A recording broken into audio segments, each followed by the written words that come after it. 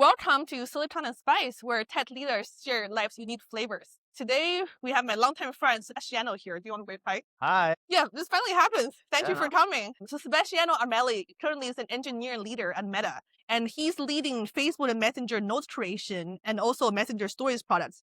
Previously, he spent years at a lot of consumer-facing companies like Upwork, Pinterest, PayPal, Snap, and Spotify. And this is something new that I learned about you, is that you grew up in Italy, but I did not know you spent almost six years in Australia. And then you moved to New York City and then Los Angeles, and now you settled in the Bay Area. Yeah. So Actually, I have 3 passports. wait, which three? Italian, Australian, American. That's amazing. That's Yeah. another thing I learned about my guests. So the very first question is that what's your path into engineering leadership? And then how did you kind of end up leading teams across so many different domains? Yeah, good question. So I was at Spotify where I was operating like a team lead in the monetization, one of the monetization teams. And I honestly, at the time, I wasn't even thinking about becoming a You're the manager? manager. Okay. Okay. And but I was really driven towards mentoring, pair programming with other engineers. I was looking at running stand-ups. And so, yeah, one day my manager approached me. And at the time we were like in hyper growth at Spotify. Yeah. And approached me, oh, are you interested in like having like a manager for the team that I was leading? And I was like, okay. I mean, I didn't know what engineering management was. That was 2014. And then I said, okay, yeah. And at the beginning, you were like, okay, let me try to keep your technical chops and like being a manager. But then, when you start managing people and you understand what you need to do, it's more like multiplier and being more like enabler than, my technical chops went down. So that was my first, that's how I got into engineering management and leadership. Yeah. And then I think to your second point, I like experiencing different culture, different things. For learning purposes. Yeah. So at Spotify, I was there for 4 years. I was great. I think I needed some, to experience a different type of culture. And that's where I went to Snap, which is a completely different culture, like super, Spotify was very, Swedish. I mean, a Swedish company. So European culture. European culture. Okay. Snap is 100% American culture. And yeah, it was a great experience, like, to see a completely different opposite. Yeah. Polarizing. Yeah. And then after Snap, I moved to a more like an old school Silicon Valley company, like PayPal. Old money. Yeah, exactly. Yeah. Also fintech, crypto was like hot at the time. So it was also good to experience that and like seeing like how a product, like a business-led company operates. And then after that, I went to Pinterest, which in some ways was similar to Spotify and Snap together. Okay. So it was an interesting kind of mixture. And then after that, Pork, which definitely is a smaller company, but I think it was, I would say in between, a product and business type of company. So again, it was like more, again, a different culture, different environment. And then now I'm a Meta, which I would say similar in some ways to Snap. Yeah. Or Pinterest. Yeah, that's really cool. You and I, we never overlapped at PayPal, but when you joined Pinterest, we have like mutual projects on the shopping domain. Yeah. And then we actually have mutual friend from PayPal time. Because when you joined Pinterest, I was messaging Camille, and then Camille worked with you on like the crypto project. So that's kind of cool. It's like a small world of stuff. The next question, kind of similar, kind of in the same area that you just described. So you work at companies that you describe as like that led, right? Pinterest and Meta right now. And then business led, we talk about fintech like PayPal, as well as design led like Snap. I work at Airbnb, so I also consider Airbnb as a design led company. Right. So how does kind of engineering leadership look like in these companies? And where do leaders get tripped up? When they kind of switch between these different cultures. That's fascinating because I think our role really has to shift as engineering leaders in those companies. Like product leads the show in some sense in terms of like strategy. And the metrics are super, super important. Yeah, super data driven. So like you really need to know your metrics. You really need to dive deep in that. You really need to understand the product strategy. You need to really partner with your product counterpart, but often like you lead the communication side to the PMs. Okay. And you're like more, I guess, making sure the engineering flow works fine. But you really need to understand the product component really well. Okay. So that requires like a deep thinking about the strategy of how it works, and engineering is more of a, you don't have to manage up as much, sounds like. We're not on a product chain, at least. Yeah, exactly. Okay. There is lots of that done by product. Definitely knowing the product is key, especially if you work in product engineering, like, the dog fooding, like just knowing the product as you were a product manager. In a business-like company, I think as an engineering leader, you're much more focused on execution. Like people that really appoint you for like all the updates, for making sure the team is on track, making sure that like things flow perfectly in some sense. Processes. Very process. Okay. Very process. Okay. You don't have to be very knowledgeable about the product, honestly. Okay. Yeah. Like when I was at PayPal, like, my chain didn't really care too much if I knew about the product or the product strategy. Yeah.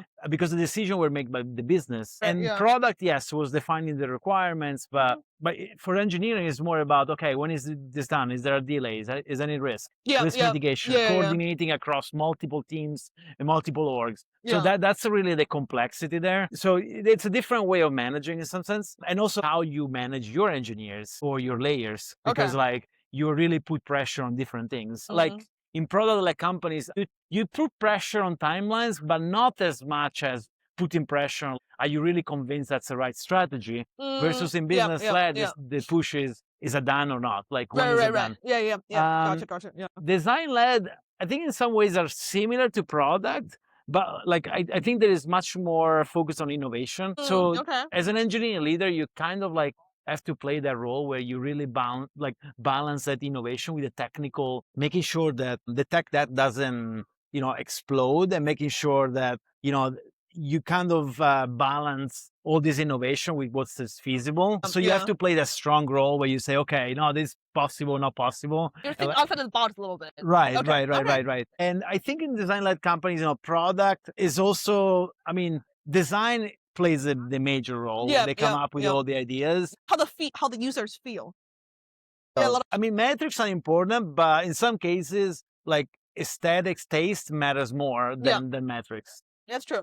And I think, also that, depending on the phase of the product, that strategy might work really well. When you're iterating more slower and when the company is more mature, that can become a challenge. Yeah. Because the innovation, sometimes is good, but sometimes, it has got some, limiting factor. Yeah, there's always a balance, which reminds me kind of what you just mentioned. I love these parallel you draw, which is a product-led, business-led, design-led. Because I remember at PayPal, there were these like 100+ people meeting with the VP, and then we gave status. Like, I don't have to give updates, but at least I need to be on the spreadsheet and track, hey, is this the right status? Right. And then green, red, yellow, and then everybody is on the same call with the VP, making sure like the processes. Right, exactly. Versus in a product-led company, even in design, that will never happen. Yeah, exactly. Like you talk about like what you're doing and like metrics and like lots of like more granular details on the product or on the design-led, or how the people they will perceive the product. Yeah. So basically, what you're saying is when people switch between these cultures, they have to watch out for what your stakeholders care. Exactly. Okay. So I think where I've seen pitfalls in managers moving across those companies is that they bring whatever they use in the last company. Yeah, whatever works for them in the past. I've seen like managers joining product-led companies and they think, okay, let me run stand-ups every day. Let me put a spreadsheet. But that's not going to work at, like company, like Meta or other product-like companies where you have like stand-ups and like you ask status update 2 times a day. Yeah. No, I gotcha. Yeah, they have different focuses. Yeah, you have to know what got you there will not get you here. Right. Okay. So just kind of have that open-mindedness, like the growth mindset. Right. Like making sure flexibility. Yeah. Which is a good segue to our next question, because you're an engineering leader and I'm in the product management area. So you work with a lot of great PMs across all these awesome companies. What makes a great PM-EM partnership that really work? And then how does it look differently between, product-led, business-led, and design? Yeah, I definitely had a really great product manager I work with. Without mentioning names, work with a great product manager at Spotify, for example. We had a great partnership because, we were both focused. We were both like jamming on product ideas. Yeah. And also he was providing input about people. So I think that was a good partnership because, my domain is more like the people engineering and his domain is more product, but we were like jamming on both things. Yeah. And accepting feedback, and like sometimes you have different opinions, but and that's the beauty. And also you complement each other. Like let's say you have someone that is more visionary as a product manager, you're an engineer manager, you're less of a visionary, then I think it's a good balance. I mean, that's I think it's generally that's how I define like a good PM partnership. So it really depends on like the two people. Like personally, yes, I do remember like I had great PMs at I mean, honestly, across all the companies I've been, they're always good people. I mean, I always have had, good PMs. Yeah. And then in terms of like how that relationship changes in those three different archetypes, I would say in design-led companies, you kind of divide and conquer. I mean, you divide and conquer in all of them, actually. So I think that's common. But in design-led, I think you're definitely playing more the advocate of those are the engineering things that you fight about getting them prioritized against those like crazy ideas. To be both super practical and then that's like a trade-off, right? How far do you want to push for innovation versus, hey, let's be grounded. Okay. And protect like the, let's say there is like regressions on some operational metric. You have to stand and really be the advocate for that, because otherwise, people will just go crazy and like build like all crazy stuff, and then like all the metrics will tank because there are some regression on app start or whatever latency. So that's that. I think on the business side, you like the relationship is very much on your PM trusts you that you run the processes and really well, and you deliver on time. There is not much like collaboration in terms of like let's jam on a product feature. Okay, because it's more about they care more about like getting the chatbots almost.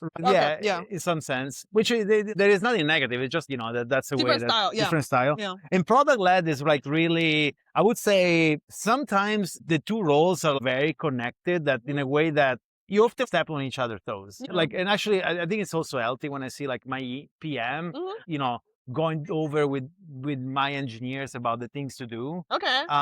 Or when I write some ideas on a product. So I think it's an healthy balance. But we have our specialization. So I think that's more how I see it. So product led is more like the roles get very close. I think in design, they're very distinct, where like, you really play on the engineering side. And then on business led is more, again, more distinct. You have your own lane almost, yes. right? Execution focus. Okay, gotcha. Yeah. That makes sense. And I think I know people talk about AI a lot, and I have opinions. I think PM should use like Cloud Code, whatever AI tool to do prototype, but I don't think PM should ship code into production, like complex features. You know what I mean? I wonder, what do you think? I know this is kind of an extension. No, I think, what I think is that for quick fixes, for quick features, I think that role can be actually really blurry. Like I would trust like an engineer doing like a small, like even playing as a PM on a small feature. But I think where the specialization of our roles matters is like more on the strategy, on the bigger bets. I think that's really like, because our experience, like that's where our experience is important, right? So to your question, I mean, I think when you work in a large code base, if you have to build a complex feature, I don't think we're at the point where you can trust a PM. Right, definitely not. But even an EM, I wouldn't trust an EM either, because like let the engineer handle what they're good at. It's also about ROI and time efficiency. Sure, an EM could get there. Take a week or something. But how long will it take compared to like a staff of a principal? And that will be longer. So the ROI, I don't think, is there. You can focus more as an EM on PM on things that are like, they're more close to your specialization and you have more leverage. That's true. Like, protect your time and energy on what matters to you, right? Like, so you can deliver the results versus like, maybe PM can ship a feature to production, but it take like 2 weeks. Exactly. Why do that? Exactly. To me, it's more like ROI. Time, but eventually also tokens and costs, which now no one cares. Token maxing. Actually, people like want people to spend tokens, but like eventually, we'll get to a spot where like people want to optimize on that too. Very true. So like, if I ask Claude 10 questions to do a feature versus like an engineer in 2 questions that is able to do it, right. I think it will probably a better it's better to have engineers working on that. Yeah. No, that's a good point. The next question is also one of my favorite one is that, because I'm always curious, hey, how does the typical day look like for other people? Like for non-PM folks, right? So if you have to describe a typical day as an engineer leader at a large company like Meta, right? What does that look like? And then how does that change compared to when you were at smaller companies like Upwork or, early stage of Spotify? Yeah, that's a good question. I mean, that's reminds me like sometimes like I remember like back in the days, people were asking, "Oh, what do you do like all day?" Like engineer were asking, like, "What do you do all day?" I think overall, like as a manager, you always have different buckets you operate on. Like, there's a people management bucket, so like your one-on-ones, career conversation, thinking about people. The execution part where you're like looking at projects and like making sure you understand what's going on. A bucket around engineering, like things like understanding if there are no stupid decisions being made. And there is a bucket around strategy, understanding the long-term vision. Yeah, where the team goes and stuff. Right. Yeah. And then, depending on the level of management you are, of course, your scope changes and, the level of details also change. And then overall, there is a layer of process you might apply here and then just to make those things functioning. So I think every day, it's really, let's say a day like today, like I had like, 3 hours one-on-ones. Oh, wow. So there is a people management bucket. I had 2 hours of think about a project, and there was actually 1 hour of that was a review with leads. Okay. So that Eng lead. No, with like product and like my chain. Yeah. So I think that's more on the strategy and execution of both. And then I try to allocate at least an hour, like here and then, where I don't say slack, but you're more like mentally recharging. So you gotta focus time. Focus, absorbing things. Yeah. So every day I would say changes. It's always like those the buckets that different. Also, depending on the time of the year, those buckets change in terms of like where you spend your time. So let's say that I'm close to a deadline. I might spend lots of my time on execution, some people management. Right. So I might cancel my one-on-one, my weekly one-on-ones. Yeah. Or like performance review time. Then I'll do it. Yeah. That's that. I think how that changed in terms of like the different companies. I would say that in product-like companies, definitely I like to spend time on strategy, thinking about the product and how that evolves, providing new ideas. Like that really motivates me. I really like spending time on that. I think as I mentioned, in business leads company, much less on that, actually almost zero, and more on like just execution processes. But that's a good exercise because it helped me actually in my career, like in practice is how the process can improve, making sure that there is efficiency in execution. And then on the design side is more like I spend lots of time actually in dog fooding and like playing around with the product because I want to really empathize with people. And also, of course, like also spending a lot of time on the engineering side to make sure that like things are like there is a level of we protect the engineering side of things as well. So I would say that's also how I spend my time there. So gotcha. So you basically, there's a career development for your team and then making sure the team is going to the right direction with the right people, right? Right. And then the next one is more about, hey, how do you make sure you're consuming stuff at your own pace and you actually understand, not just like back-to-back meetings. Right. The last one is very important. Right. And another thing actually that I think it's important is fostering collaboration across different teams and orgs. Right, yeah. Part of my time is also spent in connecting with people across different teams, orgs, because there is always collaboration, like especially, in all those companies actually with different teams. And I think it's key that you have those relationships with multiple people, contingent teams, and understanding what they're doing, why they're doing things.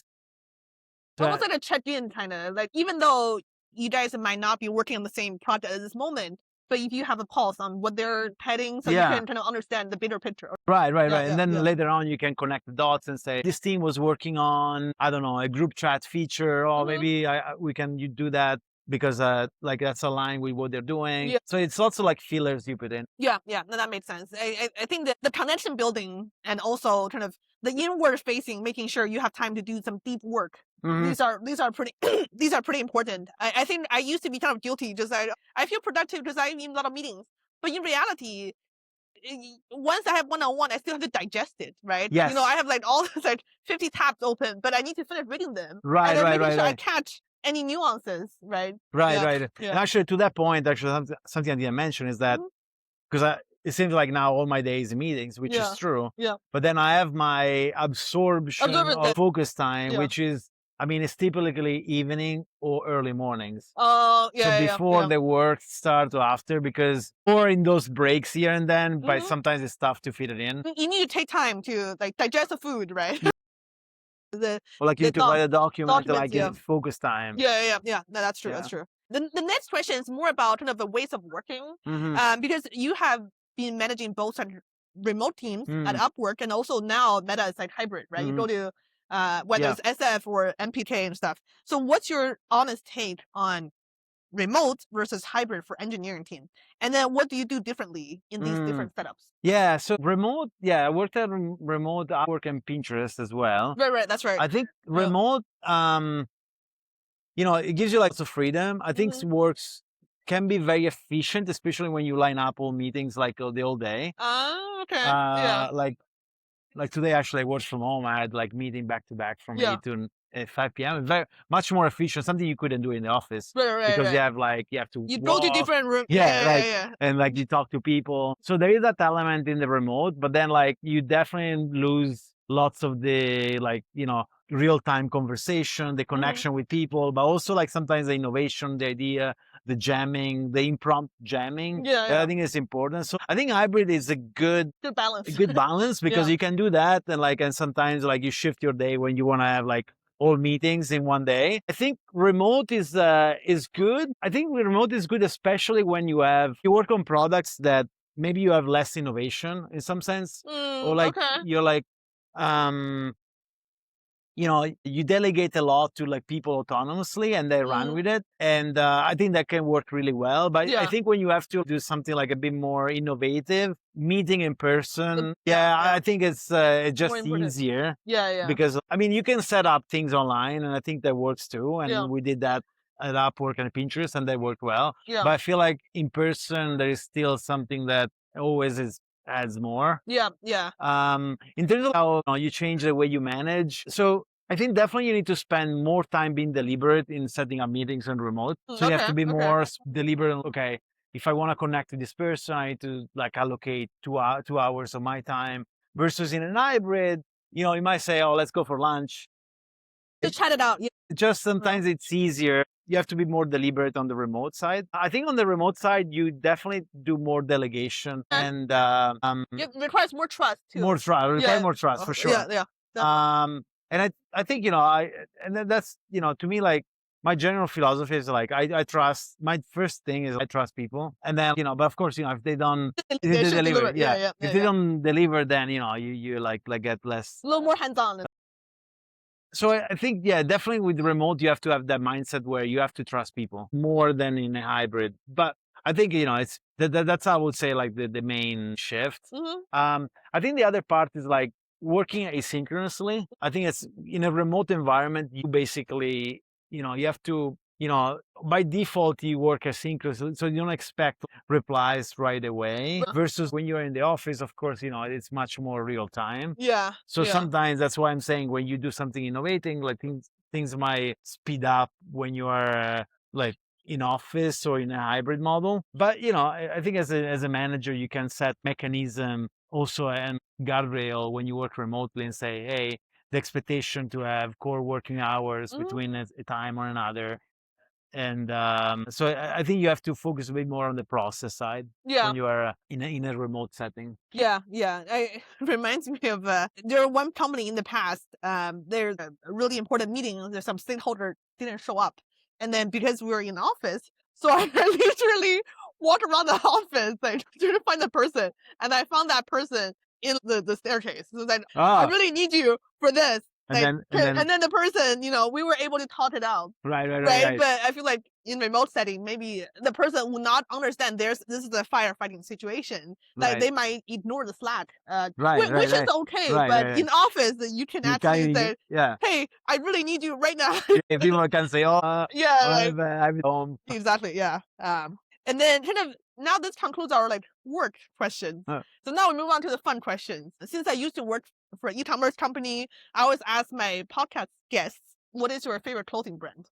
You're Italian, so I feel like Europeans also have really good taste. But actually, my favorite brand is an English fashion designer. Okay. Vivian Westwood. Yeah, that's Actually, pretty good. My T-shirt Nice. under here is. That's pretty good brand. I look it up. It's a really good. It's a very high end brand. Yeah. I mean, she's passed away, I think, 2 years ago. But... So that's kind of the work clothes and also like personal leisure clothes can work both ways. Yeah, that's. I mean, if I have to buy something like, I mean, not everything, because something is like too extravagant, like too much. That's great. Now we move on to like the last one, which is also a spicy question. Silicon Valley, or like even the whole tech industry, right? There are so many layoffs happening. Also, the worst is the layoff rumors. Oh, they're gonna do a cut in a month. So how do you keep your team's morale relatively up? And then you also want to be transparent with your team, because there are always rumors that is it going to be this team? Is it going to be this person? What's going to happen? Manage expectations as an engineer leader. Yeah, that's a good question. Right now, I mean, layoffs is like, it's a reality of the industry in the last few years. So I think that, I think the general approach, you need to treat people as adult, kids. So like, this is like the new world we live, and like, layoff can happen to everyone. Like, it's not something to be, ashamed, and like, I think, we can control what we can control at the end of the day. So like the way I frame it with people is like, try to collect experiences in, whatever time you work at a specific company, and do your best. And hopefully don't get affected by layoff. But like, if you do, like, at least like you have the experiences, you learn something new. So I think it's just focus on learning and really be the best that you can.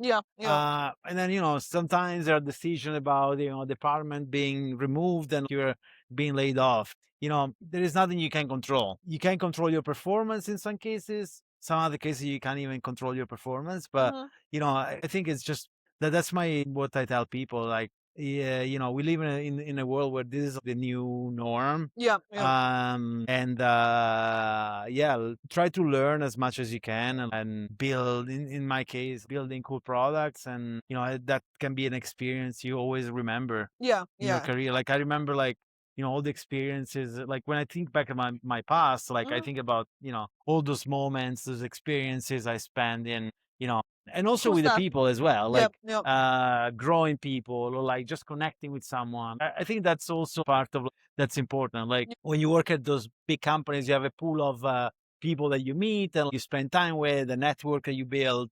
So it's also like, that's also very important. Yeah, I love that perspective, because I really feel the same way. Because sure, the companies might not have the positions for you, but they cannot take away your memories or your learnings, right? Like, that's what you can take from your current job to the future job. Or if somebody say, hey, I want to start my own company, maybe with AI, they can actually have like solopreneurship and stuff. Right, exactly. And then, as you said, we cannot control what we cannot control, right? And then don't be fixated to say, well, there's going to layoff happen tomorrow, like, what's going to happen? And then be panicking. Instead, like, focusing on what you could do, right? And then do your best as much as you can, right? People have different circumstances, but like, when you do a good job, like your coworkers or your cross-functional partners, maybe next time when they have a company, they will bring you along. Exactly right. So like, don't have a victim kind of like thinking, right? Like, think about, hey, you are the learner, right? Like, we came to the world to experience stuff. Yeah, exactly. Right? Yeah. Always try to be the best version of yourself. Yeah. These are great lessons. Thank you, Sebastiano. No, thanks.